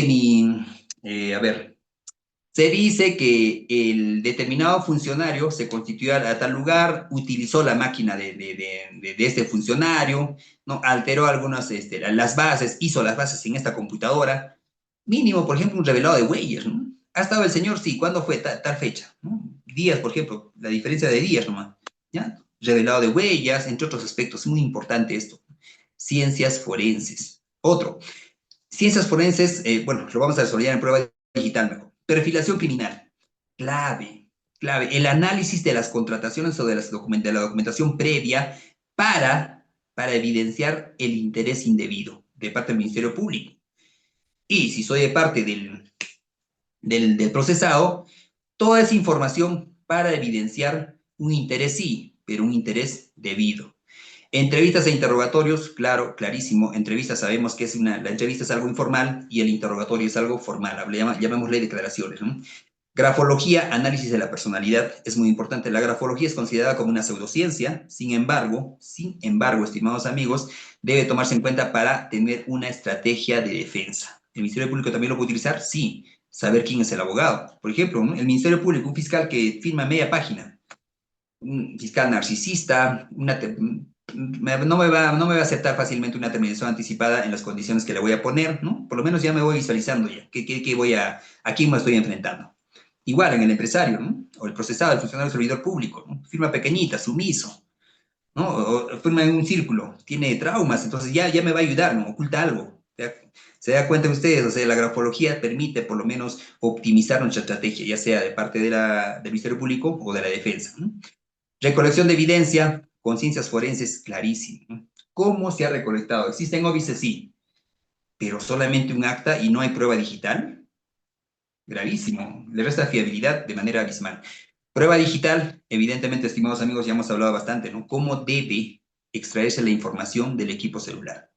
Y temas de derechos humanos, por temas de abusos en la investigación, por ejemplo, plazo razonable, podemos llegar inclusive a la Corte Interamericana de Derechos Humanos con el único fin de obtener una indemnización cuantiosa, justa, por abusos dentro de la investigación. Estimados amigos, dicho todo esto, por favor, agradeceré las preguntas, doctor Reader, ¿no? Y no sin antes de finalizar la sesión con esta frase de la maestra María del Carmen Vázquez Rojas. No existe pericia infalible. Y este ejemplo siempre lo vengo colocando al final de todas mis sesiones, ¿no? Dos hermanos gemelos, una mujer, un hermano es el esposo y otro hermano es el amante. Un hijo. ¿De quién es el hijo?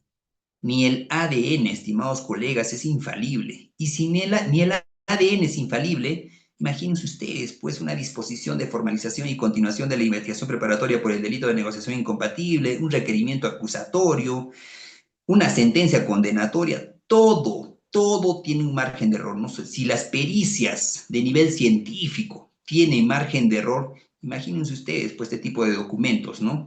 Donde el error humano es muy diferenciado a nivel de ciencia, hablamos. ¿No? Entonces, estimados amigos, gracias, doctor Rieder. Por favor, vamos a empezar con las preguntas. Doctor, entonces en este momento vamos a ir a la ronda de preguntas, pero por favor les pido a nuestros colegas una pregunta por estudiante, sé preciso, relacionado al tema. Sabemos que estos casos son mediáticos, pero les pido por favor cámara activa, debidamente sentados y sé preciso a la pregunta. ¿Sí? Muy bien, y si los que no se hayan matriculado ya saben, estimados colegas, tienen que tener, si no te has matriculado, la inversión de 20 soles, tendría grabación, materiales de lectura y el certificado por 24 horas académicas. Deja su número de celular en el chat, ya sabes, para realizar la pregunta por audio tienes que tener activo sí o sí la cámara. Muy bien, adelante, doctor Camilo, una pregunta. Gracias. Muchas gracias, doctor Ríos. Buenas noches, doctor Omar Chaya. Un gusto nuevamente saludarlo y felicitarlo por su excelente presentación, doctor.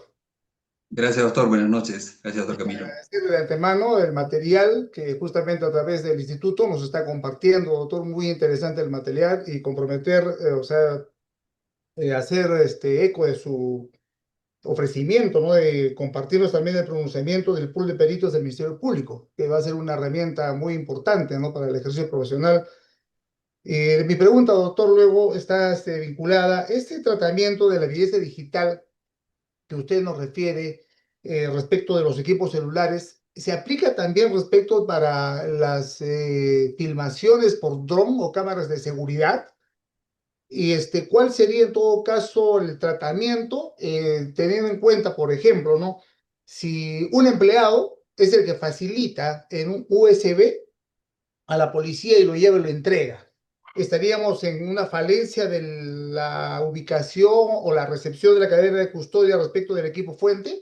¿Sería válido para efectos, tendría validez jurídica? Gracias, doctor, por su respuesta. Gracias, doctor Camilo. Muy interesante, doctor. Si utilizamos un dron, evidentemente el equipo fuente está ahí, ¿no? Del dron. Se tiene que extraer la información del equipo fuente. El detalle es cuando el testigo o quizás el coprocesado entrega información en un USB, ¿no? Regla número 1, pericia informática forense. ¿Por qué? Porque esa información que está en el USB puede venir de diferentes fuentes. Uno, descargado de una red social, enviado por WhatsApp o descargado del mismo equipo fuente, ¿no? Ahora, ¿qué pasaría si ha sido enviado por WhatsApp o de una red social? Esa información no es fiable de ninguna manera, de ninguna manera.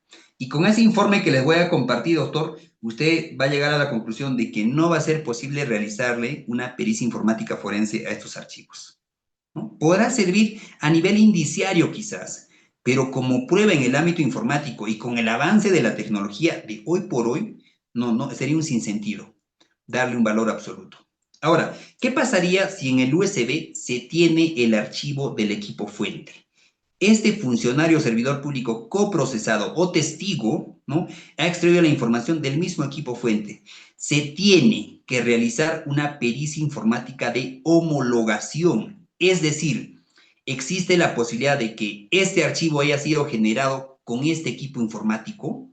Eso es clave para realizar, para dotarle de fiabilidad a estos archivos. Ahora, si en el USB, en esta memoria de almacenamiento, en este dispositivo de almacenamiento externo, ¿no?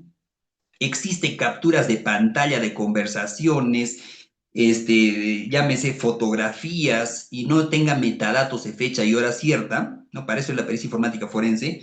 Estas conversaciones no son nada más que archivos basura, con todo el respeto, archivos basura. ¿Por qué? Porque puede ser caso que yo también, como procesado, agarre un USB, genere conversaciones, ¿no? Entre el fiscal y el juez, el fiscal y el policía, el fiscal y mi contraparte, o el fiscal y el coprocesado, mi coprocesado, ¿no? Realice conversaciones por el Facebook, por el WhatsApp, ¿no? Y también lo ofrezca como medio probatorio. Igual razón, igual derecho, ¿no? Entonces, dicho esto, estimado doctor Camilo, bueno, un saludo cordial, doctor, creo que Está muy claro esto, ¿no? Se tiene que realizar, si es del equipo fuente, una pericia de homologación. Es posible que de este equipo informático se haya extraído o emita, genere este tipo de información digital. Entonces, si es sí, generará los mismos metadatos. ¿Qué son los metadatos? Los archivos que no se ven a simple vista, ¿no? Fecha, nombre de dispositivo, el formato, entre otros datos sensibles, pero de suma importancia para el tratamiento de evidencia digital. Gracias, doctor Camilo. Muy interesante, doctor. Con todo, doctor, hay que defender con todo. Muchas gracias, doctor Omar Chaña Roque. ¿Alguna pregunta adicional? Si tendrían, con mucho gusto puedo activar su audio, pero si no, a ver, tengo algunas preguntas, creo. Aquí está, doctor. Nos dice René Deza. Buenas noches, doctor. ¿Cuál es el fundamento jurídico para cuestionar o impugnar una captura de pantalla o cualquier evidencia digital? Gracias. Gracias. Gracias, doctor. Mire usted, una captura de pantalla, con todo el respeto, y ustedes dirán, ¿no? Muchos me preguntan, Omar, das mucha información, me dicen. Quien les habla, yo soy técnico de informática. Desarrollo bastante lo que es programación. Y a veces el fiscal me objeta, ¿no? Claro, pues acá el doctor está hablando, el abogado, ¿no? Está hablando como si fuese perito. Entonces, para evitar eso, lo que he estilado es realizar esa contrapropuesta, ¿no? Mira, aquí tengo una conversación entre el fiscal y el juez. Y siempre hago eso, ¿no? Es como cuando me presenta conversación. ¿Cuál es el fundamento? Uno, toda prueba debe ser, en primer lugar, conducente, pertinente y útil. Y al hablar de conducencia, hablamos de un tema de legalidad, y al hablar de pertinencia y utilidad, hablamos de un tema de vinculación fáctica. Pero para esto, estimados amigos, se tiene que garantizar el correcto levantamiento de este medio probatorio. Ahora, si no existe un correcto levantamiento del medio probatorio, y este es un ABC de la criminalística, ¿qué me garantiza que la información que tiene ese archivo es de fecha y hora cierta? Es como si usted me preguntaría, Omar, ¿cómo hago para... Mira, han encontrado una muestra de sangre, ¿no? E indican que esa muestra de sangre es de mi patrocinado y lo ubican en el lugar, ¿ya? Entonces, ¿cómo puedo objetar eso? Tiene que haber un acta de nacimiento de esa muestra de sangre, de ese resto biológico. ¿Dónde lo han encontrado? ¿Cómo lo han encontrado? Y si usted no tiene esa información, ¿va a permitir que ese dato, esa pericia biológica, pase a juicio? ¿Cómo lo han recogido? ¿Dónde lo han recogido? Es lo mismo en la evidencia digital. ¿Cómo se ha recabado? ¿De dónde ha sido recabado? Es decir, para que una conversación tenga valor legal, se tiene que tener sí o sí el equipo fuente. Sí o sí el equipo fuente, ya sea del emisor o del receptor. No existe otra manera. ¿Por qué? Porque puede ser que yo realice una captura de pantalla de mi equipo celular, que yo haya emitido el mensaje, ¿no? Una captura de pantalla y haya enviado a un amigo, mira lo que he conversado con el juez, ¿no?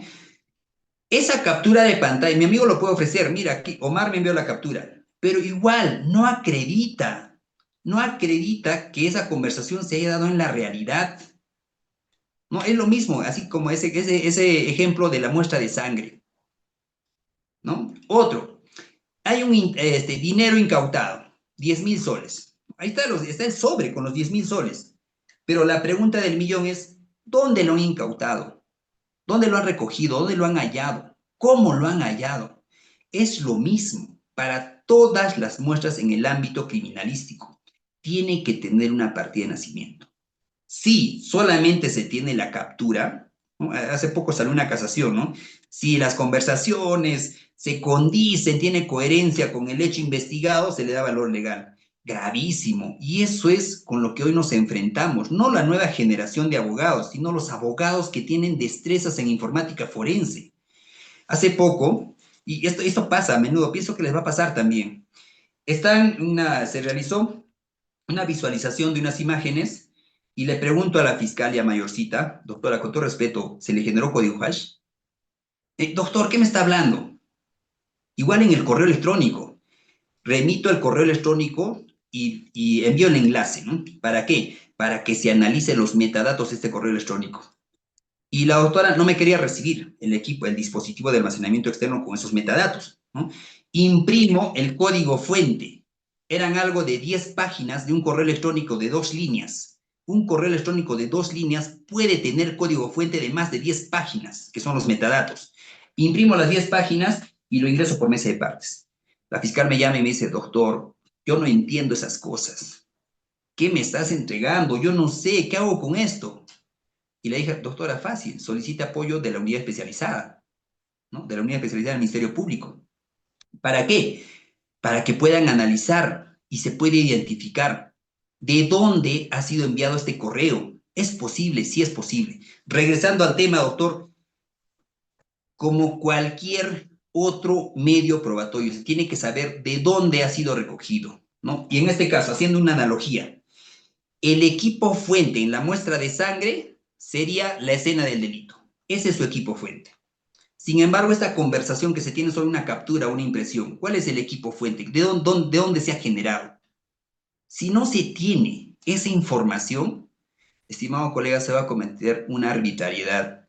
Y vamos a llegar a lo que pasó en Argentina y en España, cuando se han sentenciado en aquellos años con solo memes y se ha podido al final establecer de que esa información publicada como memes no ha sido la emitida por un funcionario, sino ha sido una fake news, una información falsa, una noticia falsa. Si hoy por hoy vamos a permitir que este tipo de información pase a juicio, vamos a desnaturalizar este tipo de elementos probatorios, porque esta hoja de papel lo único que prueba es eso, ser una hoja de papel con una información vaga. Lo mismo pasa con los audios, ¿no?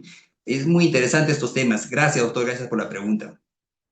Muchas gracias a usted, doctor. Tenemos a Ronald. Muy buenas noches, doctor.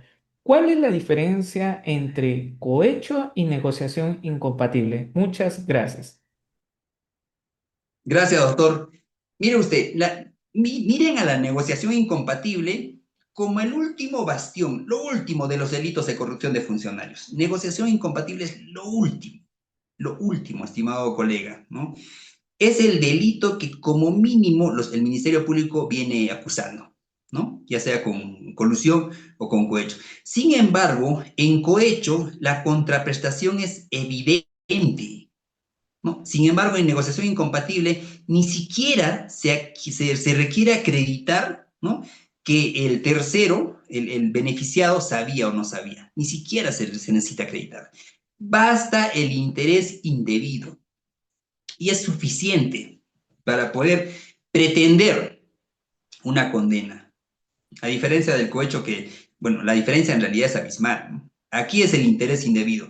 Si hablamos de un interés indebido y ha habido una contraprestación, como se ve en la pantalla, ¿no? Como se ve en la pantalla, y se puede acreditar, esto estamos hablando de un típico caso de cohecho, típico caso de cohecho, cuando uno omite un acto funcional, no realiza un acto funcional, ¿no? Se hace el chueco, como quien dice, en caso de los policías, nomás por ejemplo, ¿no? Imponer una papeleta, ¿no? Típico caso de cohecho en el ámbito de la función policial, ¿no? Entonces, negociación incompatible, llámale así, es un tema de corrupción, sí, pero es lo último que puede haber. Después de la negociación incompatible, considero que sigue la infracción administrativa.